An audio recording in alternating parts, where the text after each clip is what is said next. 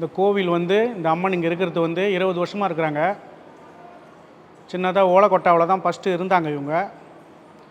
அதுக்கப்புறம் ஜனங்களுடைய வளர்ச்சியை வச்சு இவங்களுடைய ஆசீர்வாதத்தாலையும் இவங்களுடைய அனுகிரகத்தாலையும் வர மக்களுடைய நல்லது கெட்டதாலையும் இந்த அம்மா வளர்ந்து வந்துக்கிறாங்க.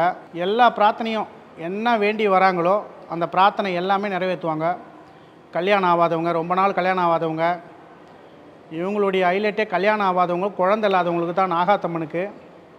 இவங்க வந்து சுயம்பாக இங்கே எழுந்தவங்க. இந்த இடத்துல கீழே இருக்கிற ஒரு சுயம்பு வந்து இந்த இடத்துல வளர்ந்தவங்க. இவங்கள வச்சு தான் இந்த கோவிலே உருவானது. சாதாரணமாக வந்து நான் 9 வயசு இருக்கும்போது என் நாவல் எழுதினவங்க.